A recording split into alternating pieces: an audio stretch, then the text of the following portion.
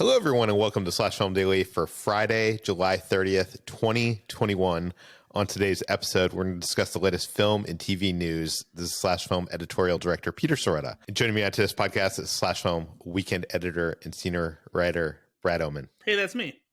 And senior writer Ben Pearson. Hey, what's going on? We got so many senior writers here today. Let's get into the news. There's a bunch of stuff to talk about. Let's first start at Amazon and their Tomorrow War is apparently a huge hit. Ben, tell us about it. Yeah, normally we hear from like the streamers themselves. They're out there touting their numbers and making big proclamations about how their projects performed over streaming. But Nielsen is a third-party system that's been operational since decades. They've been like the go-to source long before the age of streaming in terms of measuring viewership on certain properties. And Nielsen has released its ratings for the last week of June. They typically wait a few weeks to sort of process the data and stuff like that. So the Tomorrow War, when that movie came out, like the last week of June through July 4th, clocked 1.22 billion minutes of viewership. So that sounds like a lot. I guess evidently, if you do the math, it's like 8.8 million viewers. Like if you break down the runtime of the movie and just divide it by the number of people that were watching it.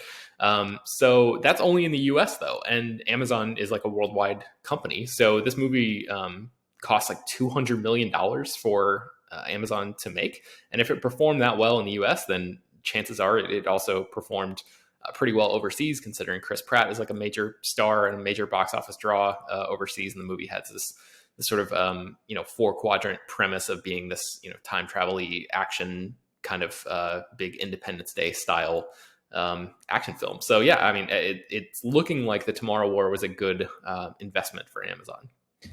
Like, I'm always surprised when we get these numbers from streaming services, like touting these films as big successes, because even in our little corner of, Twitter, the film Twitter, I don't see that many people talking about Tomorrow War or, Bright or any of these films that like Netflix or Amazon, or I guess now Nielsen is claiming was a huge success. Like, are you surprised? I mean, I'm kind of not, because if you look at the list of like Netflix, for example, like their top movies of all time, like the Mark Wahlberg movie Spencer Confidential is on there. And like, I've literally never heard anyone talk about it ever. Ben, and I think that is a movie that doesn't exist. I know that's the thing. There are a lot of films that like that you would be surprised are so high on these lists, but they have, big stars. And I think they're the kind of movies that like maybe attract the widest number of people, but the movies themselves end up just being fine. So nobody ends up, becoming a quote unquote fan of them. Like everybody's like, oh yeah, I watched that. That's fine. And like, nobody is vocal about their support of the movie because it was just a thing that ended up, wasting 2 hours of their life or something. So I think if these movies were better, then we would obviously hear a lot more people talking about them. But I think the fact that you've never heard anyone say, hey, I watched Spencer Confidential, kind of speaks to the quality of that movie and maybe the quality overall of the stuff that the streamers are putting out right now. Yeah, it probably speaks to the fact that we haven't seen many sequels, many franchises spawn out of these so-called very successful hits for the streamers. But let's talk about another Amazon thing. Amazon is turning A League of Their Own into a TV series. Brad, tell us about it. Yeah, so we've known about this for a little while. Abby Jacobson, who is the co-creator and co-star of the Comedy Central series Broad City, is working on a series adaptation of A League of Their Own that will put a little bit of a different spin on the story of all the female professional baseball players that step up to the plate to kind of keep people entertained during World War II while millions of men were out on the battlefield and not doing things like playing baseball and whatnot. And so the series will actually kind of expand the scope of the story, focusing on a larger ensemble of women and players, and digging a little bit more into them as characters. The movie itself kind of it included a fun ensemble, but it mostly focused on the story of two sisters who were playing the game. And this series is expanding the scope a little bit. And one of the characters who was actually part of the big screen ensemble was played by Rosie O'Donnell. She played a baseball player named Doris Murphy. And because of O'Donnell's connection to A League of Their Own, Abby Jacobson asked her to come back and take a supporting role in the new series. But she won't be playing the same character, since this is a new version of A League of Their Own. Instead, she'll be playing a bartender at a local gay bar. And that gives us kind of an idea of what to expect from this series as it expands the scope of the story, because even though there were some subtle implications of there being gay characters, especially when it comes to Rosie O'Donnell's character in A League of Their Own, there weren't any explicitly lesbian or gay or queer characters that were in A League of Their Own, despite there being some who were present at the time when these female baseball leagues were taking place. So the fact that we'll have a character who is bartending at a gay bar means we'll obviously be meeting some gay female characters that are in the series, and that lines up with what we've heard about the show, because it's said that in addition to focusing on a larger ensemble of players, it will, quote, take a deeper look at race and sexuality, following the journey of a whole new ensemble of characters as they carve their own paths towards the field, both in the league and outside of it. So I imagine we'll probably have characters who are, struggling with their place in society, whether it's because of the color of their skin or their sexuality. Yeah, I think this movie really lends itself to a series adaptation. Like, there's so much more that could be tackled here. Were either of you guys a big fan of League of Their Own? Yeah, this is a great movie. I've liked this movie a lot. I'm one of those people where I'm not a huge sports fan, but I love sports movies, and A League of Their Own is definitely one of the best ones out there. I tried to watch this once, Peter, and got like 30 minutes in and just couldn't finish it. And that almost never happens to me. And I know. This might be like one of my most unpopular takes of all time because of how beloved this movie is. I just couldn't get into it. I didn't like anything about it. So I don't know. I can't explain myself. That is very upsetting. I know. What was the point that you're like, okay, I'm shutting this off? Like, did something happen? You're just like remember. So not into it? It was like a year or two ago. Yeah, I think I just like none of the humor worked for me, and I just was not. I was not feeling it. I obviously heard so much about the movie and heard it was a classic and it was like this beloved thing, and maybe my expectations were too high going in or something. But I just was like, wow, this entire thing just feels like super flat to me. And even when Tom Hanks rolled in, I was like expecting him to like bring some life to it, and I just was not. I don't know. I was not on that movie's wavelength for some reason. I just love how grumpy he is. I don't know. I haven't seen that movie in many years, so maybe some things probably don't hold up. But yeah, Ben, that's shocking. I know. I cannot explain myself. Okay, let's move on to Warner Brothers in the DC universe. Of course, The Rock is doing Black Adam, and we have learned some things about the technology that they're going to use to showcase the character's superpowers. Ben, tell us about it.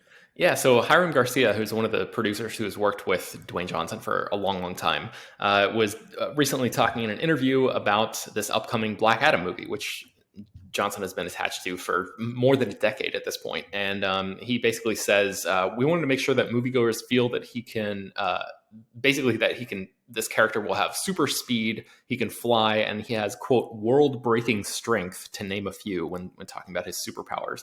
And Garcia said, we wanted to make sure that moviegoers feel that throughout the entire movie. You're not going to see him use super speed just once, and then it stops. This is part of his arsenal. And then he says later on, the technology that we're using to make Black Adam fly has never been done before. It's completely unique. It was critical for us to ensure that it felt special, authentic, and real. Unfortunately, we don't know any more details about what that technology actually is, or like exactly what sort of like new stuff they're bringing to the table to make this look interesting and real. But yeah, they're going to launch The Rock out of one of those cannons, and they're going to use. No. That's funny. Actually, that's an interesting thing. I mean, that sounds like a joke, Peter, but Garcia said our special effects team are Oscar winners, and we certainly put them to work. And there's a distinction between special effects and visual effects. Visual effects is done in post-production on a computer. Special effects is like the actual stunts and props and like physical stuff that happens on a set. So maybe you're onto something there. My first thought is that they're going to just use that like Mandalorian technology, the stagecraft, to somehow be able to control the camera around him as he's flying, and you'd see the environment change around it. But I guess it's not like, is that completely unique? No, because I don't know, because like there's been like speeder bike chases and stuff like that, right? That probably have done similar things in the Mandalorian. So yeah, I'm curious to see what this ultimately ends up looking like. But I'm kind of intrigued by what he was talking about, where like you actually see this character use like the entirety of his skill set throughout the movie. Because I think that's a good point. It sort of feels like, especially in Superman movies, like, you know, the character has like whatever, ice breath or something, and like you almost never see Superman do that, even though it's a thing that he could do. So I wonder to what extent Black Adam will actually be sort of cycling through his superpower skill set throughout the entirety of this movie. Brad, do you have any theories on how they're going to do this? No, I honestly don't. I like what you guys said. That sounds like an interesting prospect. But like Brad said, I'm most curious to see what it's like to see a superhero always using the skills and powers they have at their disposal, because it always only seems like they use it when it's like most convenient. You know, kind of in the same way where like the Power Rangers won't just bring in their Zords immediately. They're like, oh, we have to fight and struggle first. And it's like, oh, you know what? We should just bring in the Zords. It's like, no, just bring in the Zords all the time, you dumbasses. That's so true. Okay, let's go from DC to the Marvel Universe. We're going to have a few stories here on Loki, and they're all spoiler dependent. So if you have not seen Loki season 1, you're going to want to tune out now, because we're going to be talking about, implications of the ending of that series. So you have been warned, spoilers for Loki season 1. Okay, so that show ends with the multiverse opening up. And that's led to a lot of questions. We've written explainers on Slash Film. We've had conversations. Brad and I have, our brains have broken trying to understand what exactly is happening here, because I think it's more complicated than most people seem to think. But the head writer of the series has come out and kind of tried to explain how the multiverse works in the Marvel Cinematic Universe. Brad, tell us about it. Yeah, so there's basically just been a lot of questions about what it means, with the multiverse being in place and how time unfolds in that way. Does it mean that like there's something completely different happening in another Marvel universe as opposed to the one that we've been watching, and that kind of thing. And so he broke it down in a very simple way, where he basically just said that there are infinite instances of time always occurring at once, which means that like right now, we're having a podcast. And we're having this conversation. But there's another instance of this podcast also happening where the language varies slightly. And like Michael Waldron talks about this by like saying, there's one version of this podcast that's HT reading the story, and it's completely different. Right, exactly. Or there's one where like I'm talking about this and you don't mention HT in this conversation. Like little small variations where things are mostly the same, but stuff is slightly different. But then there are also timelines where things are completely different because of something else that happened. And so like the way Waldron describes it, he's like, 5 times out of 10, I'll pick up the phone and say, hello. 4 times out of 10, I'll say, hey, nice to meet you.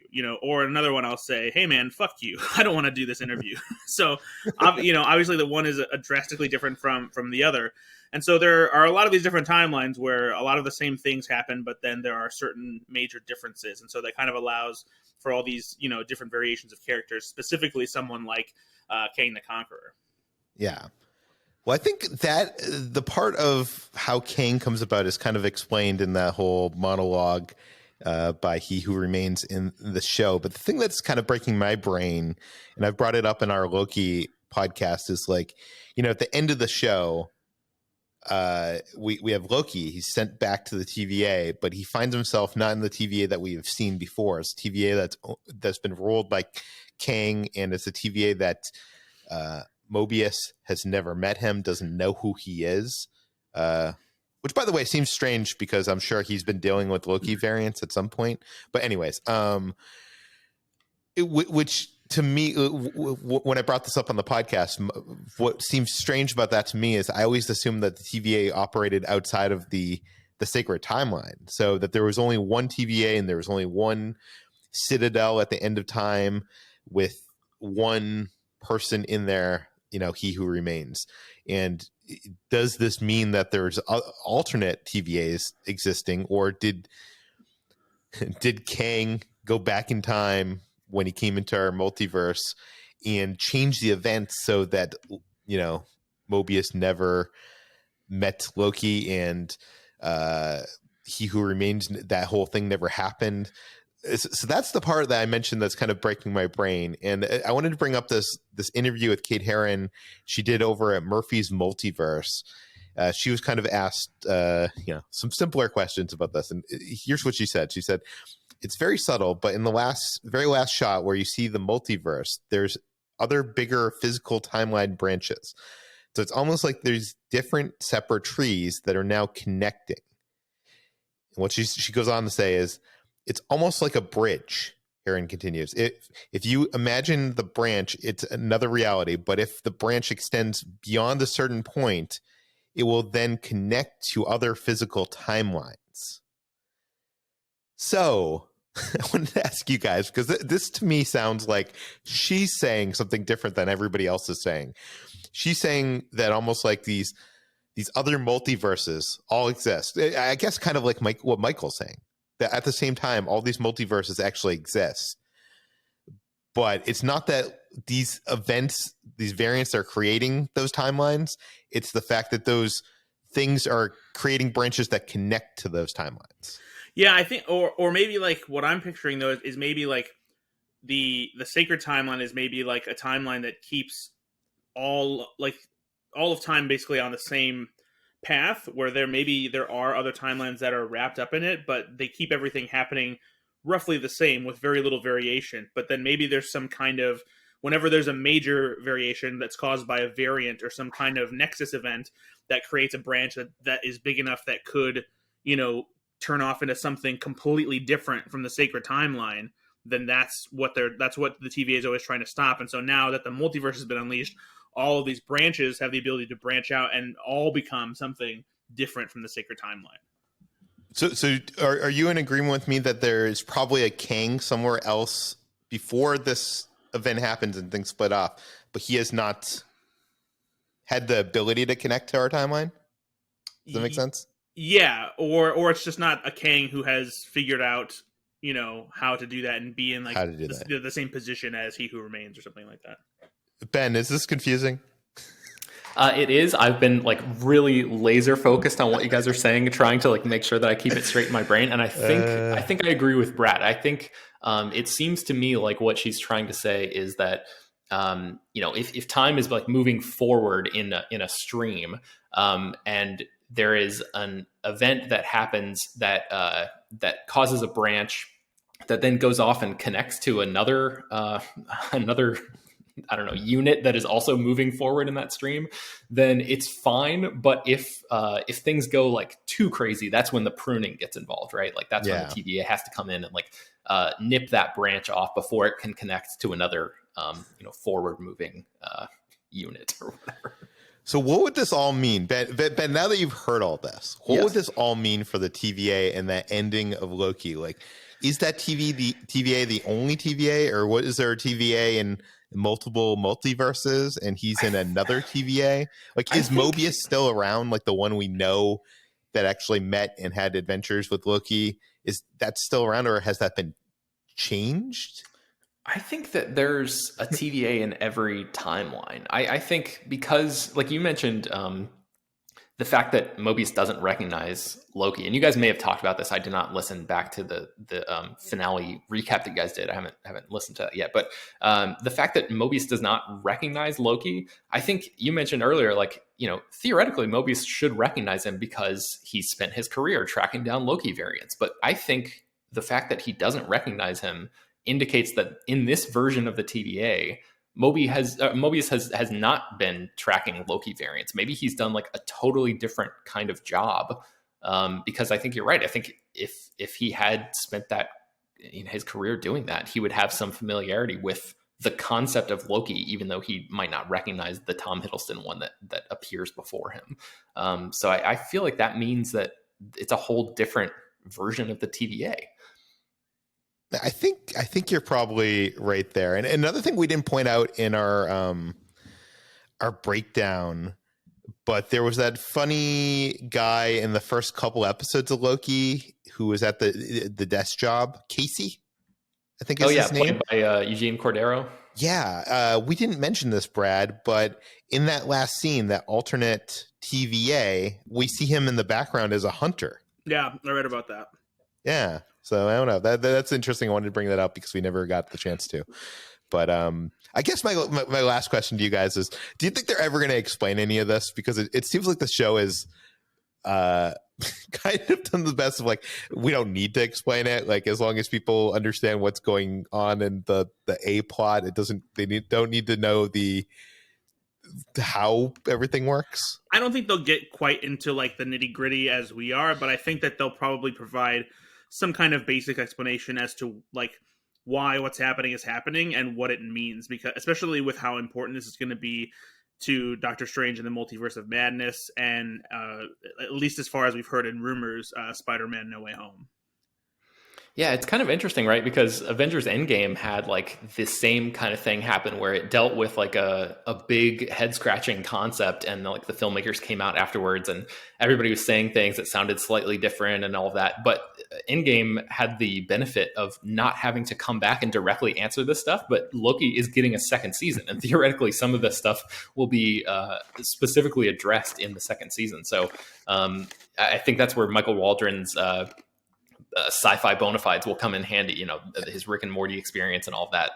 I think they're probably right now scrambling to figure out an easy way to sort of explain this stuff in a way that is easily processable for people. You just need a animation with Miss Minutes to explain everything. Yeah, Waldron even said in our interview that that's one of the things that from Rick and Morty that really helped him is they constantly have to figure out how to explain very complicated sci-fi things in a very quick and easy manner so that people understand them. So. And it's funny that you mentioned Endgame, because there's also this other quote from the director of Loki about Steve Rogers and Peggy Carter, because, at the end of Endgame, Steve Rogers basically left our timeline. Or did he leave our multiverse and go back, or did he go back in time? Brad, what happened? Yeah, I mean, he went back to all the places they stole the Infinity Stones from so that there wasn't any branching timelines.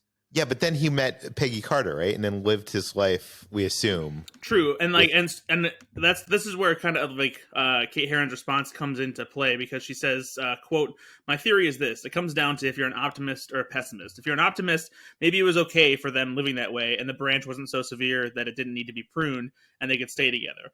Maybe the romantics can somehow say that they managed to exist. But then the pessimists think, no, they probably got pruned."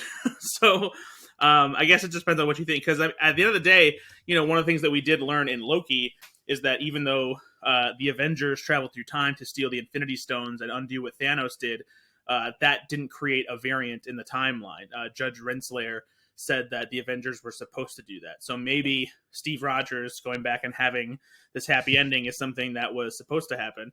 Interestingly enough, though, there is, among Marvel fans, there's this theory that maybe there is something that happened with Captain America and Peggy Carter, because in the first episode when Loki's being brought into TVA and he's in custody, there's a woman in the background who's wearing like 1940s kind of clothing who somewhat resembles Peggy Carter, which made people think that maybe what happened between them turned them into variants of the timeline. But I have a feeling... Did anybody ask the director or the writer about that? Because I feel like that, to me, just felt like it was a coincidence. So, Entertainment Tonight actually asked Kate Herron about that theory, and she started to answer, and she goes, "I would say," and then she laughed to herself, and she goes, "No, I think the conversation should continue." So she didn't want to debunk it. She wanted fans to keep debating it, and so I wouldn't necessarily say that that's like, any confirmation that there's some kind of plans for a story involving that, but, at this point, anything is possible with Marvel, especially with the multiverse in play. So who knows? Okay. Well, that does it for today's Slash Film Daily. You can find more of all of our work at slashfilm.com. You can find this podcast on Apple, Google, Overcast, Spotify, all the popular podcast apps. Please feel free to send us your feedback, questions, comments, concerns to us at peter@slashfilm.com. And please head on over to Apple Podcasts. Write us a sentence about how much you love this podcast. Give it 5 stars. Spread the word. And we will see you on Monday.